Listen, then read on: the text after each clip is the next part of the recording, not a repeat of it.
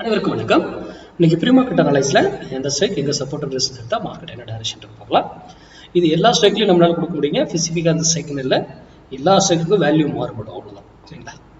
இது index, Nifty 50, Sensex, fin Nifty எதில் வேணாலும் பயன்படுத்தலாம். இது இல்லாமல் அடிஷ்னலாக ஸ்டாக் ஆப்ஷனும் இருக்குது, அதுவும் எப்படி பயன்படுத்தலாம்.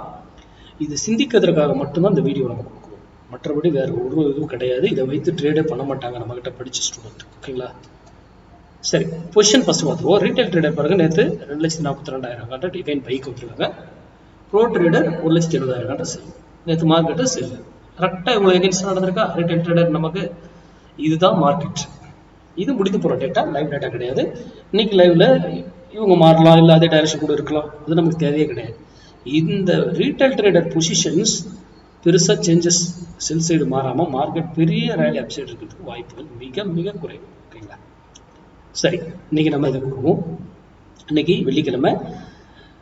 நம்ம சேனலுடைய ஸ்லோகனை மண்டே ட்ரேடை மிஸ் பண்ணக்கூடாது, ஃப்ரைடே ட்ரேடு லாஸ் பண்ணக்கூடாது. ரொம்ப முக்கியம். மண்டே ட்ரேடு மிஸ் பண்ணக்கூடாது, இன்னைக்கு ட்ரேட் வந்து லாஸே பண்ணக்கூடாது, அந்த மாதிரி ட்ரேட் பண்ணுங்க. இன்னைக்கு 23,600 கால், 168 rupees, 168. இந்த பிரைஸ் சப்போர்ட் எடுத்தா மார்க்கெட் ஏறுவதற்கும், அந்த பிரைஸ் ரெசிஸ்டன்ஸ் எடுத்தா மார்க்கெட் இறங்குவதற்குமான வாய்ப்புகள் இருக்கு. நிஃப்டி 50. ஓகேங்களா? அப்போ 23,600 கால் 168 இருக்கும்போது முடிஷன் எடுங்க. எதிராக பார்த்தோம் இவ்வளோ விஷயம். அது மட்டும் இல்ல, அது இங்கிருந்து போனா ஒரு வழியில திரும்பி ஆகணும், அதே டைரக்ஷன் இருக்கணும். அதே போல கீழே வந்தாலும் ஒரு வழியில திரும்பணும், அதே டைரக்ஷன். அது போல 1000 பாயிண்ட் ஏறினா எப்படி ஏறும், இறங்கினா எப்படி ஏறும், எல்லாம் பிஃபோர் கால்குலேஷன். லைவ்ல போயிட்டு ஒரு ஓப்பன் இன்ட்ரெஸ்ட் பாரு, பிரைஸ் ஆக்ஷனை பாரு, பேட்டர்ன் அங்கே கான்செப்ட் கிடையாது. நியூஸ் என்ன வந்தது அதெல்லாம் நமக்கு தெரியவே தெரியாது. லைவ்ல என்ன நடக்குதுன்னா மேக்ஸ் படி தான் மார்க்கெட் இயங்கும்.